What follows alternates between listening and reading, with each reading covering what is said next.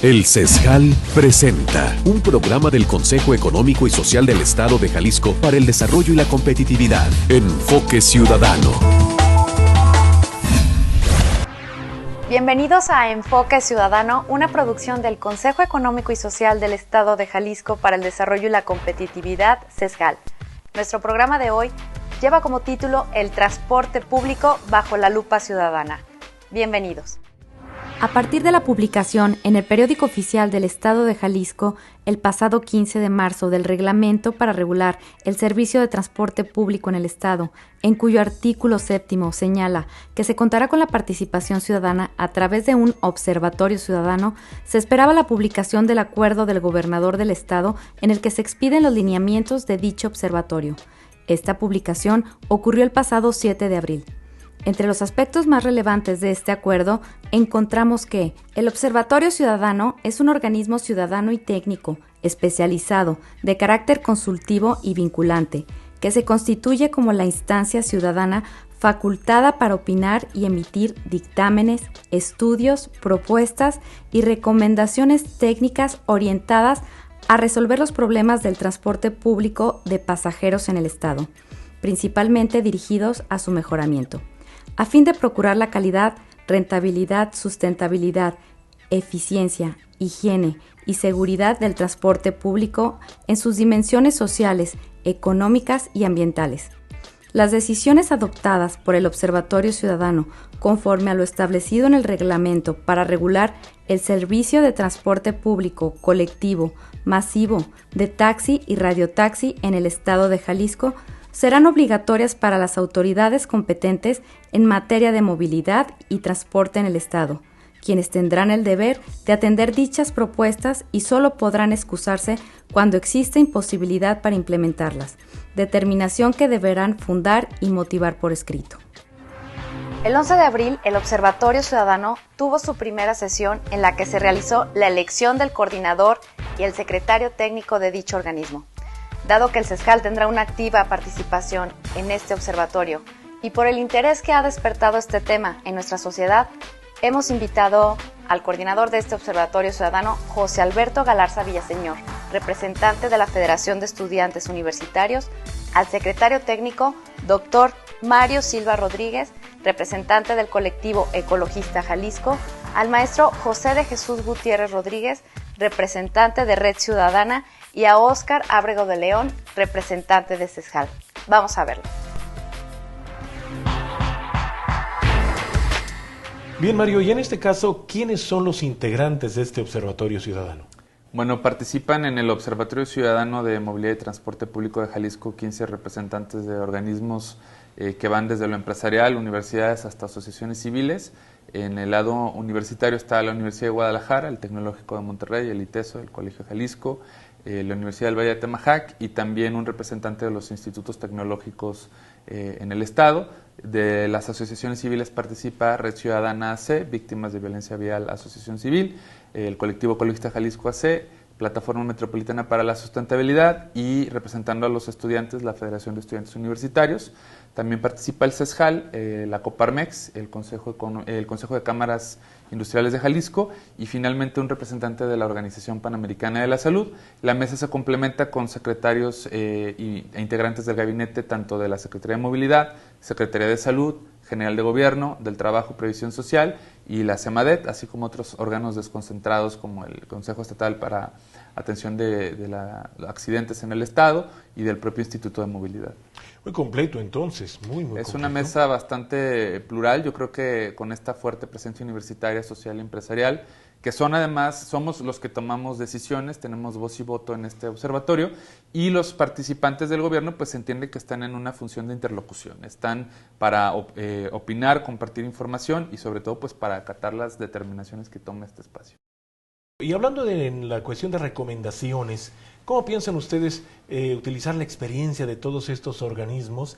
¿Cómo van a hacer las recomendaciones y en quiénes se van a apoyar en un momento dado para hacer pues verdaderas aportaciones técnicas? Bueno, el observatorio tiene, como bien lo dijo Mario, una serie de instituciones que la expertise que las mismas emanan basta para poder emitir dichas recomendaciones. Claro que cada recomendación tendrá que ir fundada de manera técnica, de manera jurídica, en algunos casos. Y bueno, al final lo que tratamos de hacer es que esta figura se pueda utilizar para realmente incidir en las cosas que hoy, a partir de lo que este observatorio vea del transporte público y de la movilidad del Estado, para poder realmente emitir las recomendaciones necesarias para transformar el transporte público.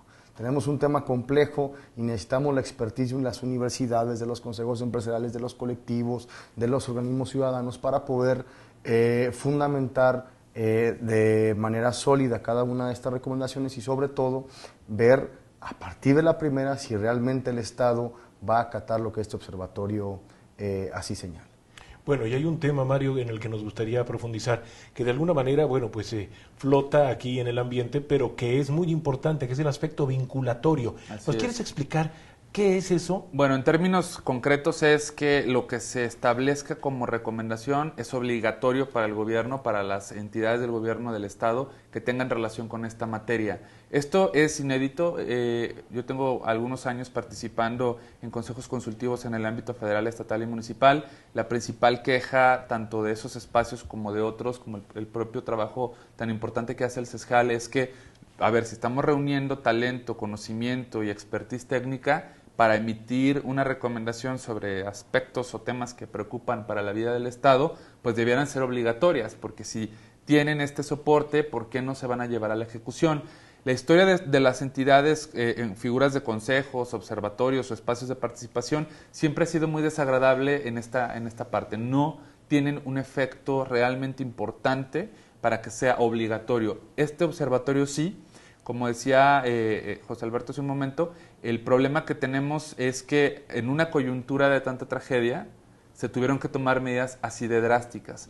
Pero bueno, esperemos que lo que en principio este espacio haga, que es observar las broncas que están ocurriendo, que están impidiendo que el transporte mejore, sean acompañadas de recomendaciones que den como acupunturas exactamente en el clavo en donde se tienen que mover las cosas. Obviamente recomendaremos que se cumpla la ley, pero no pretendemos estar en un espacio que le diga al gobierno, oye, pues la ley de movilidad te dice A, B, C y D cosas, cúmplelas. Es que la ley está para cumplirse con o sin observatorio. Sin embargo, ante los rezagos, ante las inercias, ante las complejidades, pues se requiere de un espacio neutral. Yo creo que hay una lectura política muy interesante que podemos hacer de esto. ¿Cómo logramos que realmente quienes tienen que hacer cosas realmente las estén llevando a la práctica? Así que en eso consiste este aspecto vinculante, obligatorio. Repito, es inédito, nos da una gran área de oportunidad y creo que a todos los que estamos en este espacio y a todas y todos los que participan en el observatorio es lo que nos motiva a participar. Experiencias positivas y negativas tenemos de consejos y de espacios de participación.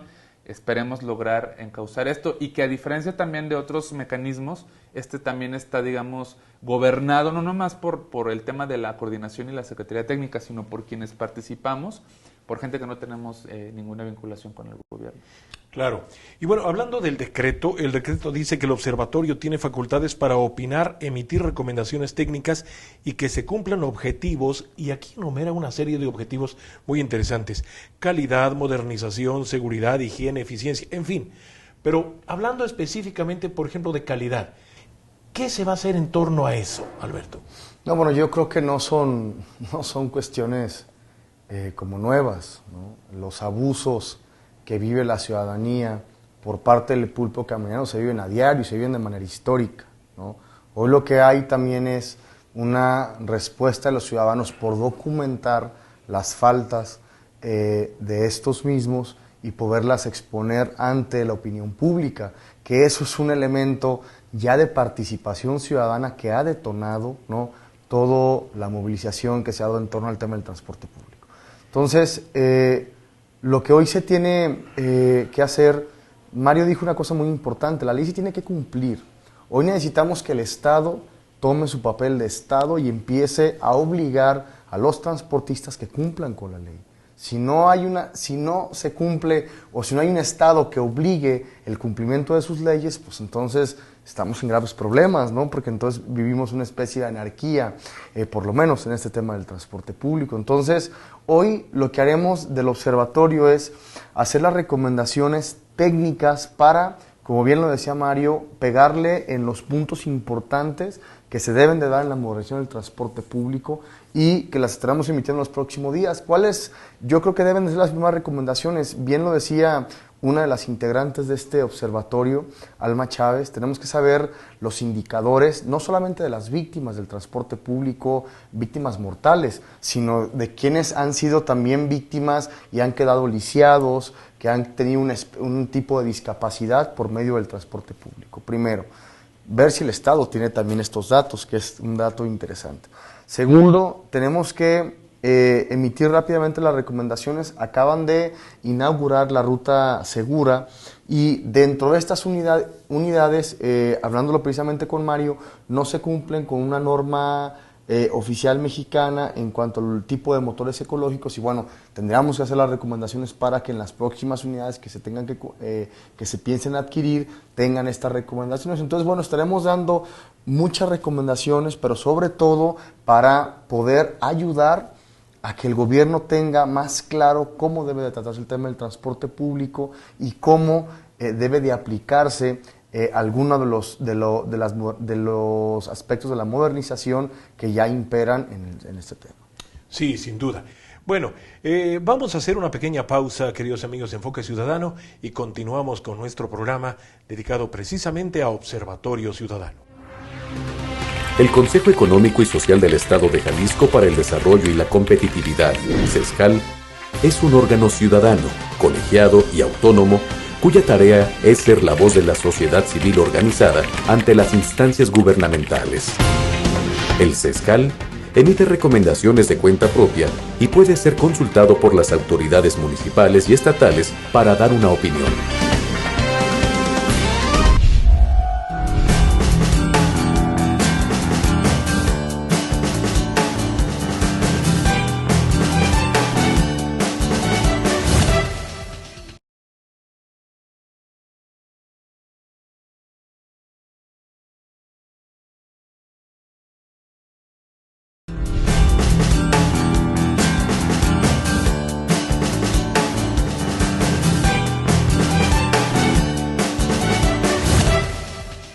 Continuamos, amigos de Enfoque Ciudadano, en este programa dedicado al Observatorio Ciudadano de Movilidad y Transporte. Y bueno, vamos ahora con dos de los organismos que integran este Observatorio Ciudadano, que es el CESJAL y Red Ciudadana. Por cierto, ellos ya han emitido en forma conjunta una recomendación. Así que, bueno, me gustaría iniciar con Óscar Ábrego. Óscar, ¿cuál sería el papel de CESJAL en este Observatorio Ciudadano de Movilidad y Transporte? Gracias, Carlos. Como el de todas las instituciones que forman parte, ¿no? A mí no me gustaría destacar propiamente el papel de CESJAL, me gustaría destacar que lo que hace rato decía Alberto, ¿no? A ver, lo que ha sucedido con la creación del Observatorio Ciudadano de Movilidad y Transporte Público es histórico en el país y ojalá así lo pudiera entender toda la gente que nos está acompañando en esta emisión, porque ni siquiera el CESJAL ha tenido esta gran oportunidad de emitir recomendaciones y opiniones vinculatorias. Significa esto, en palabras llanas, que el gobierno tendrá que atender obligatoriamente estas recomendaciones y opiniones, y si no está de acuerdo tendrá que contestar también con argumentos técnicos, con argumentos científicos y de una manera muy institucional el por qué no atiende estas recomendaciones y opiniones. Es decir, por primera vez que yo entiendo en la historia de este país, hay un observatorio ciudadano de esta naturaleza. Y bueno, ante una oportunidad, ante un desafío como el que hoy se tiene, bueno, pues Jalisco se coloca en principio a la vanguardia de lo que se le llama democracia participativa. El tema de la movilidad y el tema del transporte público, sobre todo en la zona metropolitana y algunas otras regiones del estado, se ha convertido verdaderamente en un problema. Yo diría, se ha convertido para el estado en una agenda trágica. Forma parte de las asignaturas pendientes más delicadas que tiene este estado. Y yo desde que me acuerdo, ya tengo 25 años en los medios de comunicación, desde que me acuerdo se hablaba del famoso pulpo camionero. Y este pulpo dicen que el único que logró medio controlarlo fue en la época de Flavio Romero de Velasco, exgobernador del estado, pero hoy vemos que hay una anarquía prácticamente insoportable. ¿Qué hay que atender? Bueno, pues hay que atender muchos temas, o sea, desde el cumplimiento de la ley, el cumplimiento de las normas, pero además todo aquello que no está contemplado en la ley, ¿sí? Y es aquí donde yo creo que toma especial relevancia el observatorio con este tipo de asamblea. Es una asamblea que tiene un coordinador en la persona de Alberto, que tiene un secretario en la persona de Mario, que tiene 13 instituciones más que estarán trabajando sin sueldo, sin recursos. Ahí es donde seguramente el CESJAL podrá participar con un poco aquí con el observatorio. Y entonces las universidades, las asociaciones civiles, los organismos empresariales tienen el enorme reto de dar algo que prácticamente no da nadie en este estado: resultados, y resultados a favor de la ciudadanía en general. Bueno, uno de los aspectos más interesantes en esto es que, por ejemplo, Red Ciudadana, en combinación con el CESJAL, hicieron ya la presentación de una recomendación. Y maestro José de Jesús Gutiérrez, en esa recomendación se puso sobre la mesa algo que nos pareció muy interesante, que muy pocas gentes habían volteado a ver, que es el caso de los choferes. Ustedes se fueron por el lado humano y, bueno, pues a los choferes se les ha satanizado también, ¿no? ¿Cuál es su punto de vista respecto a esto? Bueno, yo creo que efectivamente a veces se le apuesta mucho a la tecnología y poco al factor humano. Y bueno, efectivamente ya la Organización Mundial de la Salud señalaba que el 80% aproximadamente de los accidentes viales tenían que ver con el consumo de alcohol y drogas y también con problemas del dormir. Eso nos llevaba a entender la importancia de crear condiciones laborales adecuadas para los operadores del transporte público, porque efectivamente año con año se reportaban un número de víctimas, muertos, personas con discapacidad temporal o permanente, y bueno, el reclamo era al operador. No pocas veces se advertía la importancia de las condiciones en las que estaban trabajando y que esas condiciones y esas circunstancias, por ejemplo el sistema de pagos, era en mucho el que estaba propiciando o generando los accidentes. Por ejemplo, si nosotros vemos que el sistema de pagos era un pago al operador por una cuota de boletos y que de ese porcentaje obtenía el ingreso del operador, eso implicaba que los operadores tendrían que estar compitiendo por el pasaje, andar a las carreras. Y eso además propiciaba pues condiciones para tumbar una persona del camión o para no fijarse de una manera cuidadosa sobre quién pasa al frente, por ejemplo, ¿no? Pero también genera maltrato al usuario y genera, por ejemplo, cuando los estudiantes suben al transporte y les pagaban con el trasvale, pues obviamente no les gustaba porque no generaba ingreso, ¿no? Eso también me parece que se perdía de lado porque el sistema de prepago desde el 2005 era obligatorio, desde diciembre del 2005 era obligatorio. Hoy estamos prácticamente 8 o 9 años después y todavía sigue sin implementarse este sistema de prepago. Aquí es también una cuestión importante de entender. Si un usuario sube y paga el transporte en efectivo, a veces con billetes, entonces el operador se va a distraer por cobrar y dar cambio. Si a eso le agregamos la situación de que tiene que operar una unidad, generalmente de transmisión de estándar, y que tiene que estar metiendo primera, segunda, etcétera, tiene que estar cobrando, eso lo va a distraer. Y eso genera accidentes. Es algo que entonces CESJAL y Red Ciudadana ya presentábamos, ¿no?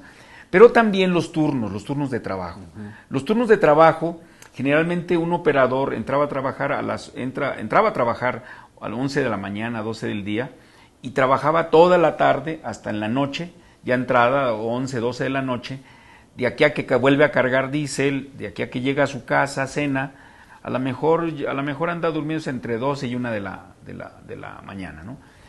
Pero el turno continuaba al día siguiente a las 4:30, que había que levantarse para volver a empezar la ruta a las 5:30, y tenía que trabajar hasta las 11 o 12 del día siguiente.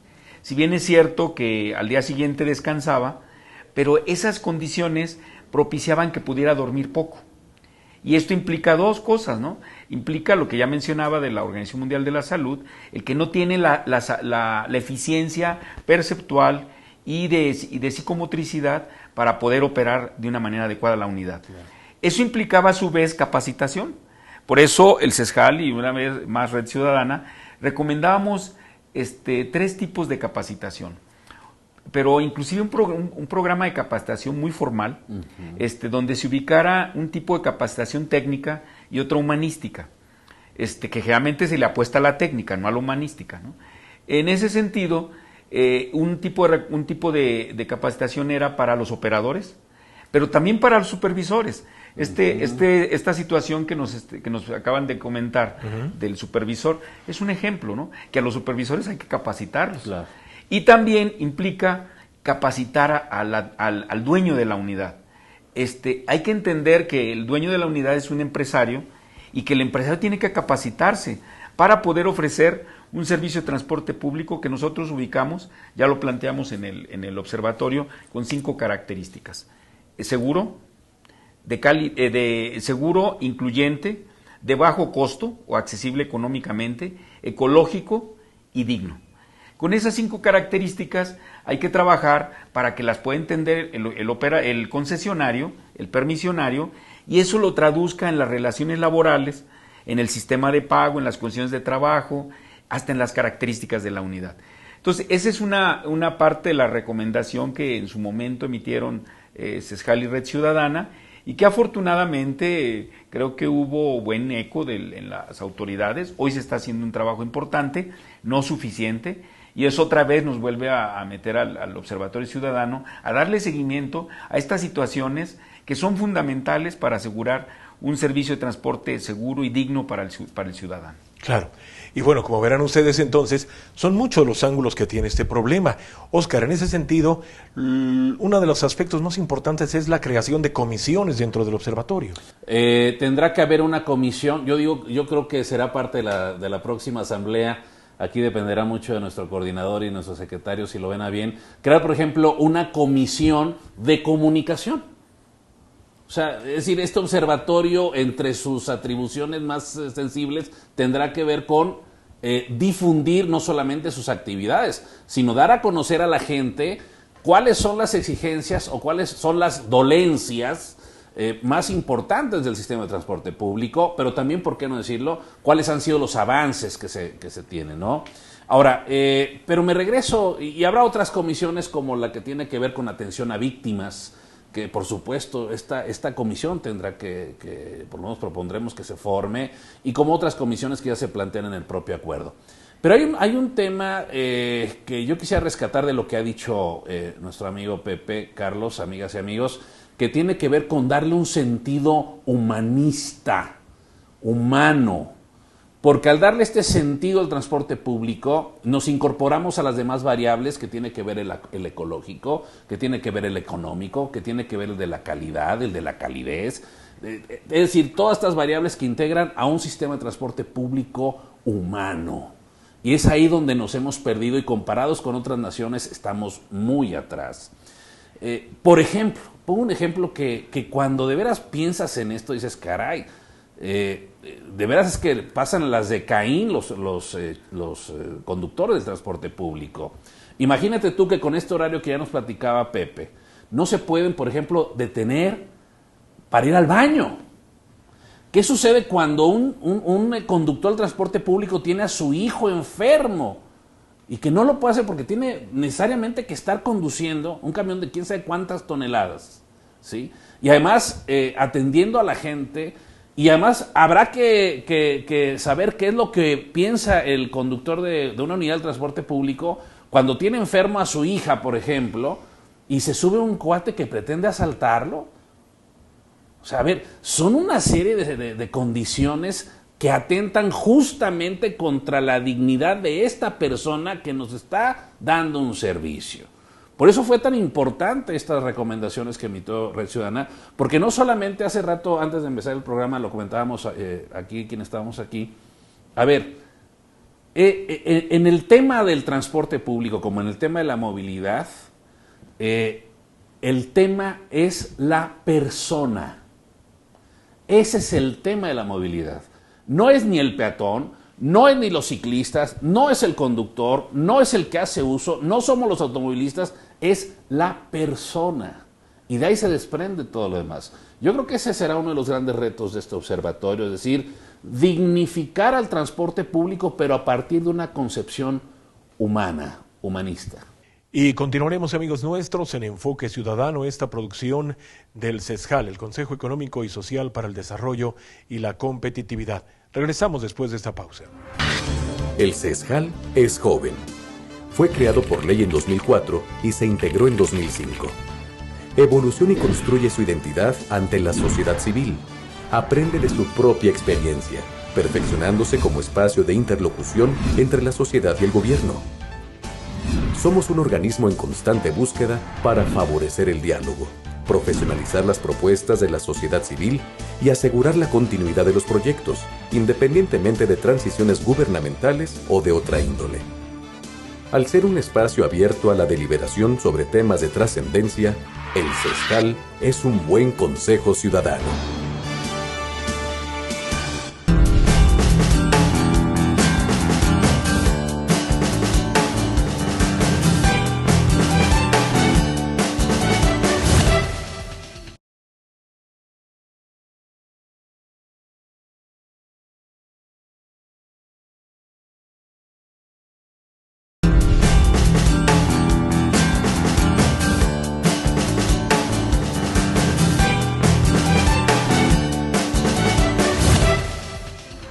Continuamos, amigos de Enfoque Ciudadano, en esta producción del Consejo Económico y Social para el Desarrollo y la Competitividad.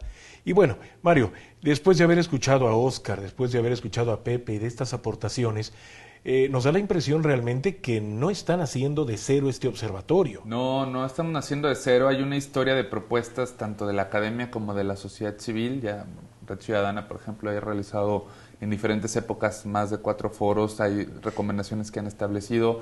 Nosotros en el colectivo Ecologista Jalisco también, el propio ITESO y la Universidad de Guadalajara, tanto en Jalisco a Futuro como en la Agenda de Movilidad Urbana que elaboró el ITESO ya hay planteamientos. La Comisión Estatal de Derechos Humanos hizo una recomendación, el CESJAL tiene esta específica junto con Red Ciudadana que tiene que ver con la capacitación y la calidad laboral de las condiciones de los choferes. Tenemos que forzosamente integrar todo este conocimiento y estos planteamientos como sustento de estas recomendaciones, porque hay que dejar patente que desde la sociedad civil, entendiendo los grupos ciudadanos, los organismos como el CESJAL, las universidades, los estudiantes, ha habido planteamientos de cambio y por diferentes razones no se han movilizado. Hay cosas que se están incumpliendo, ya decía Pepe el tema del prepago. Tenemos que avanzar hacia un sistema integrado de transporte público, donde quien más usa el transporte pague menos. Hay que ir dando pasos escalonados y evidentemente también, como decía Óscar, trabajar sobre lo que no se ve y trabajar sobre lo que no se dice y trabajar sobre lo que la ley no terminó de regular a plenitud. Hablamos de la calidad del transporte, finalmente es un aspecto cualitativo que tenemos que estar precisamente nosotros observando con las herramientas que nos dé la ley, pero también con los planteamientos apoyados en estas otras investigaciones, reportes, documentos y recomendaciones que se han hecho, porque el estándar que nosotros como integrantes de este observatorio tenemos de lo que debiera ser el servicio es muy alto. Y lo que nos dice nuestro decreto de creación y lo que la ley de movilidad establece, la verdad está corto en relación a lo que se está planteando. Y ahí vamos a actuar desde lo que hemos propuesto. Seguramente al gobierno de Jalisco pues le tocará la parte difícil de tener que avanzar más de lo que la ley tiene, porque hoy día las condiciones nos exigen que tengamos que dar resultados mayores a solamente cumplir normas técnicas y la legislación actual de movilidad y transporte. Y bueno, así como este Observatorio Ciudadano para el Transporte Público y la Movilidad no está partiendo de cero por las aportaciones de sus integrantes. En este caso también, Alberto, ¿se han acercado ustedes, por ejemplo, o piensan acercarse a la Secretaría de Movilidad, que ya tiene una serie de medidas tomadas a partir de la ley que se ha dado a conocer a la gente en términos generales? Es decir, con los organismos ya tienen ustedes una parte, pero ¿qué pasa ahora con la Secretaría de Movilidad?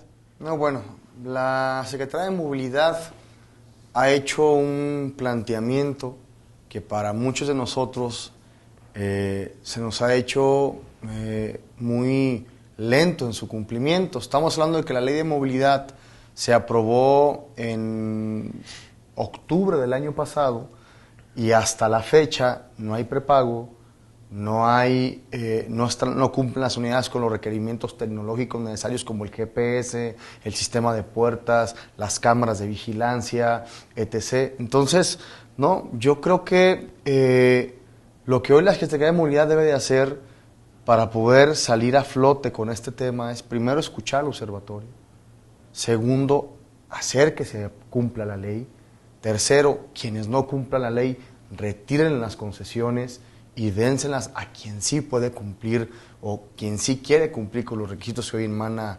una legislación. Porque bueno, al final a la Secretaría de Movilidad le va a tocar tener la fuerza para hacer cumplir todo lo que hoy universidades, grupos ciudadanos, grupos empresariales recomienden acerca de este tema.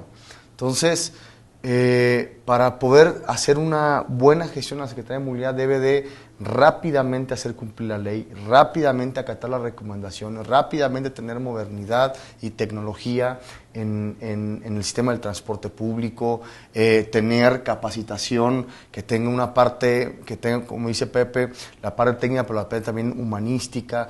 Todos estos aspectos son los que te pueden dar un sistema de transporte público de primer nivel. Y hoy lo que ya la ciudadanía o es localizable dentro en este estado es el hartazgo histórico y sobre todo que la ciudadanía cada vez más responde ante el pésimo servicio del transporte público. La mejor manera de canalizar todo el descontento social es a partir de acciones en concreto que realmente mejoren y que sea tangible para los ciudadanos que el transporte público hoy tiene una mejor cara que la de hace unos meses más. Claro. Entonces, y hablando de ese tema precisamente, y para ustedes amigos que nos están escuchando y que nos están viendo este programa de Enfoque Ciudadano, seguramente a estas alturas a ustedes les han brincado ya pues muchas ideas o muchas inquietudes respecto. Mario, ¿han previsto ustedes algún tipo de mecanismo en donde la sociedad civil, la persona de a pie, la gente de la calle en un momento dado pueda dirigirse a ustedes, hacerles algún tipo de propuesta? Debemos incorporar dentro de nuestras comisiones de trabajo una que tenga que ver con la atención a las quejas de los usuarios para tener un efecto espejo. Nosotros también empezar a recibir información y poder generar también datos de cuánta es el número de personas que se están quejando, cuáles son el tipo de quejas y encontrar los canales institucionales del lado de la Secretaría de Movilidad y las instancias correspondientes para que se atienda.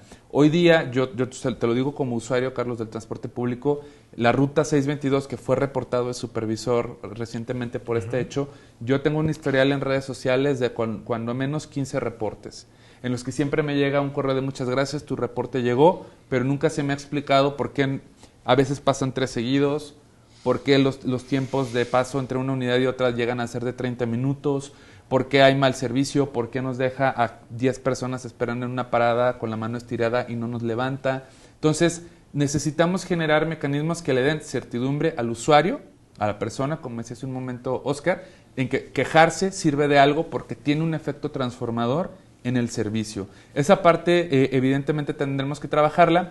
Está en nuestro decreto también establecido la generación de un sitio de internet y otros canales de comunicación. Tendremos que ser creativos. De hecho, muchos de nuestros perfiles en redes sociales ya funcionan como buzones de quejas. Yo te puedo decir que, bueno, hasta preguntarme qué camión los deja en no sé dónde, me mandan ahí un tweet y se les responde. Y lo hemos hecho y lo seguiremos haciendo, porque tenemos la responsabilidad de atender las quejas ciudadanas, pero dejar bien claro que quien tiene que darle un seguimiento a eso y responderle y darle resolución a eso es el gobierno. Y hoy día el mecanismo de queja no funciona. El ciudadano siente que quejarse o denunciar no está teniendo un efecto. ¿Y qué pasa?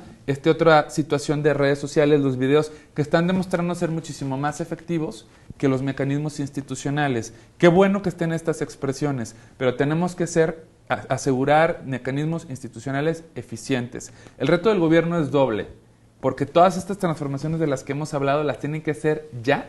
Y por otro lado, no hay condiciones para negociar con los transportistas. Ya decía Pepe el caso del 2005, el famoso decálogo del año 2000-2001 en el inicio del gobierno de Ramírez Acuña, los acuerdos del 2009 cuando se les dio un subsidio para no subir la tarifa. Es decir, los transportistas no están ahorita en una posición de pedir negociar nada.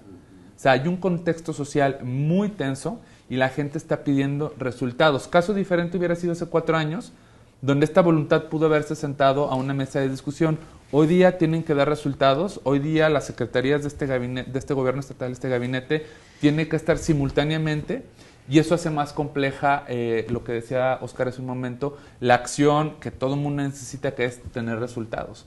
Porque antes podríamos ir escalonando, hoy día es atender la dimensión de los choferes, atender el prepago, el tema de la contaminación de las unidades, la tarifa, la violencia vial, las víctimas, todo lo vamos a tener que hacer simultáneo, y ahora sumándole, afortunadamente, la presión de los ojos de los vigilantes que estamos en este observatorio. Claro, y en ese sentido, ¿qué misión más noble, Alberto? ¿Qué misión más noble para este Observatorio Ciudadano para el Transporte Público y la Movilidad, que parten justamente desde el lado humano, desde el punto de vista humano?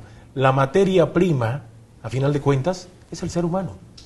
No, bueno, el tema principal del transporte es un servicio público, ¿no? El transporte público es estratégico para cualquier estado o nación del mundo porque implica el traslado de la clase productiva hacia sus destinos laborales. Si no hubiera un transporte público eficiente, pues lógicamente la vida productiva del Estado sufre a partir de esta deficiencia. Entonces es un servicio de carácter público, es lo que se les ha olvidado históricamente a nuestros gobernantes, que los gobiernos concesionan el transporte público, pero que esa concesión nunca se ha visto condicionada de tener una calidad y una eficiencia en el propio servicio. Entonces, lo que hoy estamos hablando es, el tema toral es fundamental para la vida de los jaliscienses y la vida productiva de este estado, el tener un transporte público digno. Y claro que claro que ataca la parte humana, porque precisamente son seres humanos los que todos los días deben de llegar a sus trabajos, a sus escuelas, a sus destinos, ¿no? Y hoy estas personas nos vemos lastimados a diario por un servicio del transporte público completamente deficiente. Si hoy Jalisco o la zona metropolitana de Guadalajara es, en comparativa con otras ciudades del país, la que más ha crecido en el número de vehículos en los últimos 8 o 10 años, es precisamente por el deficiente servicio del transporte público que se tiene, que ha llevado a las personas a adquirir cualquier unidad privada o automóvil privado para poder desplazarse, que no cumplan con las características de seguridad necesarias, que no cumplan con las características ecológicas necesarias y que sobre todo saturen las calles de esta ciudad que simplemente son intransitables en determinadas horas. Entonces, repito, es un tema estratégico, nosotros lo trataremos de abordar con la mayor seriedad posible, pero sobre todo urgiendo al gobierno a que haga su trabajo y que éste a su vez le obligue a los transportistas y concesionarios que cumplan con lo que dice la ley y que si no, pues se vayan a hacer otro tipo de negocio, porque eso es un servicio de carácter público. Continuaremos, amigos nuestros, en Enfoque Ciudadano, el día de hoy, dedicados a este tema, el Observatorio Ciudadano de Movilidad y Transporte Público. Continuamos después de esta pausa.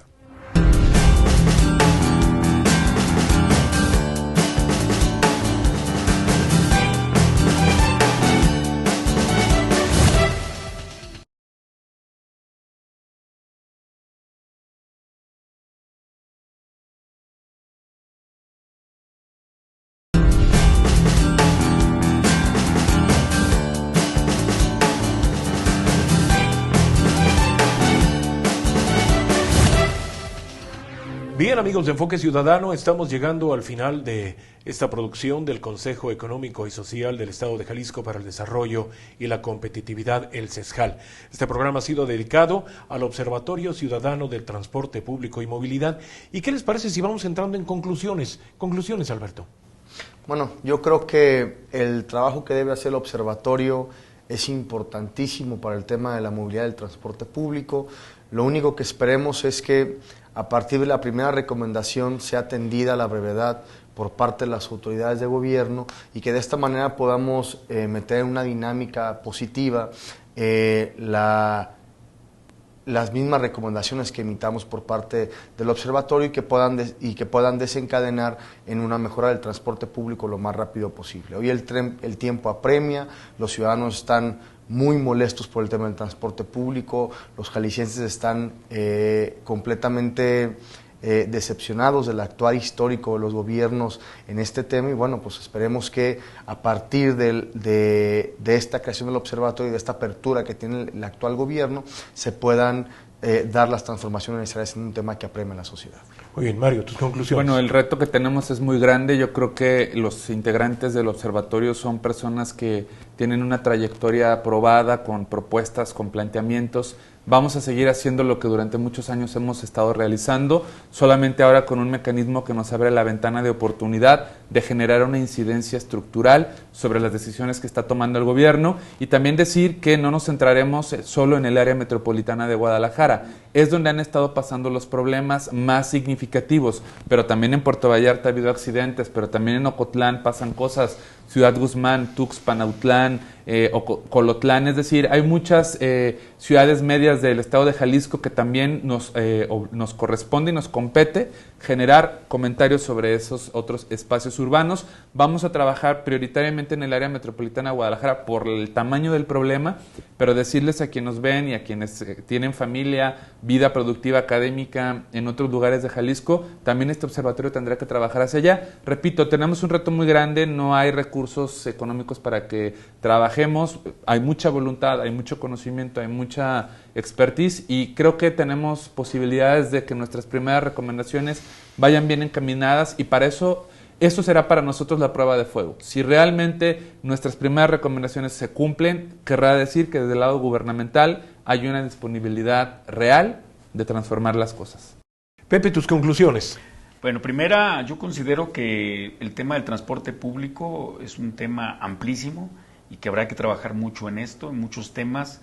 Algunos son más notorios, otros menos, pero que eso, el conjunto, es lo que le va a dar esas 5 características que mencionábamos de seguro, accesible económicamente, ecológico, incluyente y digno para los jaliscienses.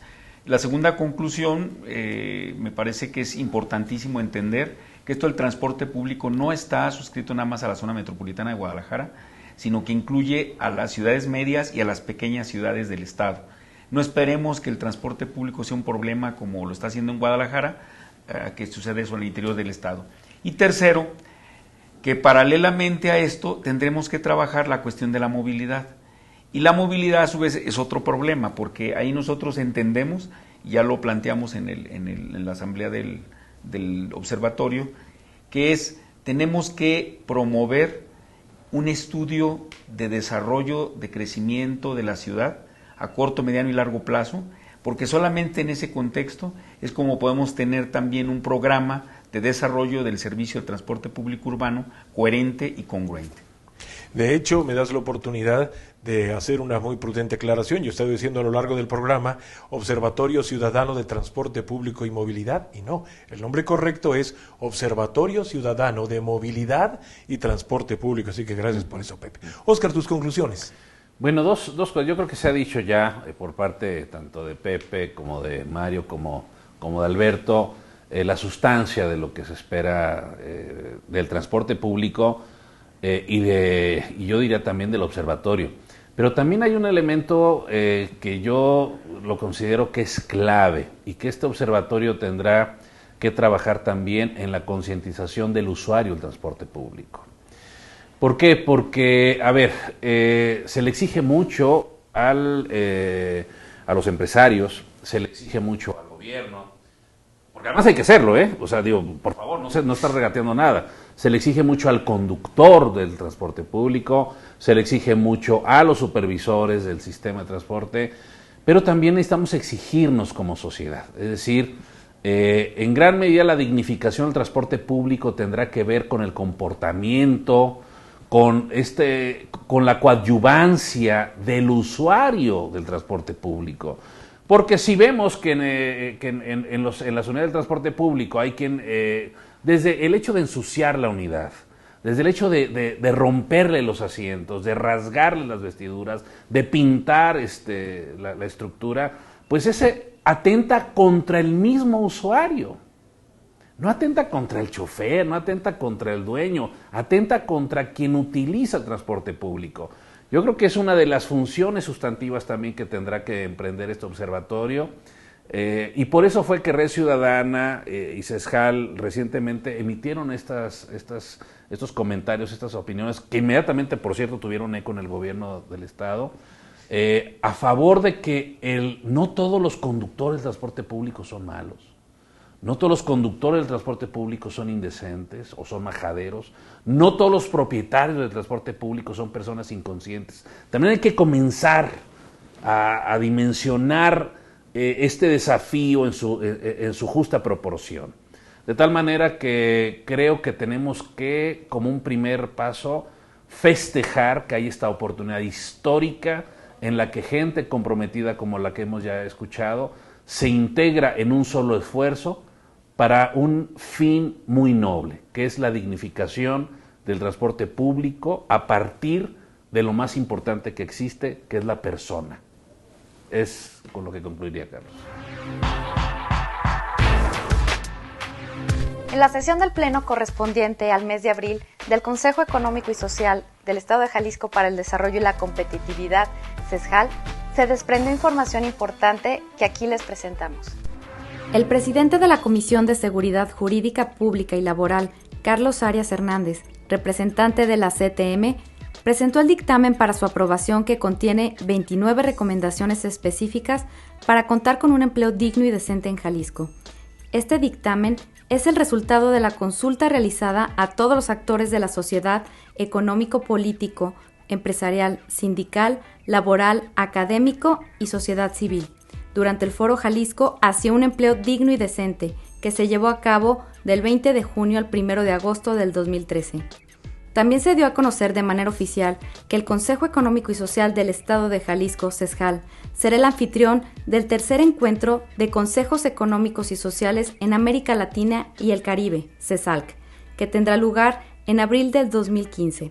Por lo anterior, Jalisco se convierte en la sede de CESALC, que lo integran 8 diferentes países, mismos que estarán presentes en el evento, en donde se establecerán mecanismos para trabajar junto con los gobiernos a favor de la sociedad en general y en donde se comprometen, entre otras cosas, a fortalecer el diálogo sobre la lucha contra la pobreza y temas vinculados con América Latina y el Caribe.